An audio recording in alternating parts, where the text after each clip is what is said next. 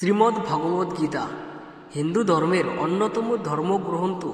এতে 18টি অধ্যায় রয়েছে, যাতে জীবনের সঙ্গে জড়িয়ে প্রতিটি প্রশ্নের উত্তর ও সমস্যার সমাধান পাওয়া যেতে পারে।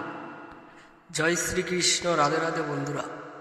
অর্জুন ভগবান শ্রীকৃষ্ণকে জিজ্ঞাসা করলেন, বারবার যারা আঘাত করে তাদের সাথে কি আচরণ করা উচিত।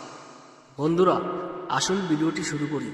ভিডিওটি শুরু করার আগে আপনাদের কাছে ছোট্ট একটি অনুরোধ রইল, ভিডিওটি সম্পূর্ণভাবে মনোযোগ সহকারে দেখবেন এবং ভিডিওটি লাইক এবং শেয়ার করবেন, সাবস্ক্রাইব করবেন। শ্রীমদ্ ভগবদ্ গীতায় যখন অর্জুন কৌরবদের বিরুদ্ধে যুদ্ধক্ষেত্রে অস্ত্র নিয়ে দাঁড়াতে অস্বীকার করেছিলেন, তখন ভগবান শ্রীকৃষ্ণ বিশ্বরূপ দর্শন করিয়ে তাকে জীবনের রহস্য বলেছিলেন।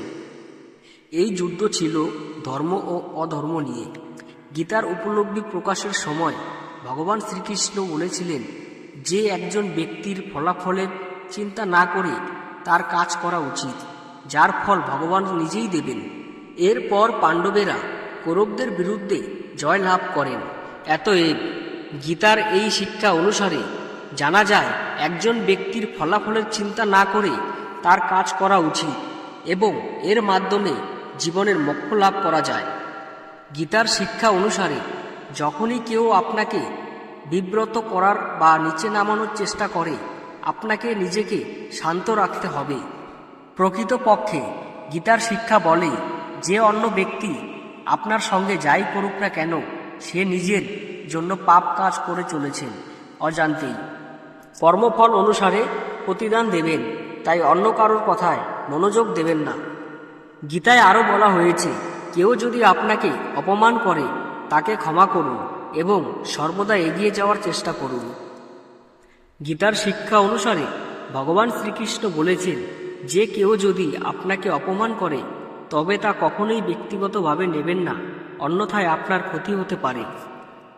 গীতায় প্রদত্ত শিক্ষা অনুসারে একজন ব্যক্তির অন্য ব্যক্তির অপমান করার বিনিময়ে অবিলম্বে পদক্ষেপ নেওয়া উচিত নয়। আসলে গীতার মতে ভবিষ্যতে সেই কর্মের পরিণতি সম্পর্কে ভাবতে হবে।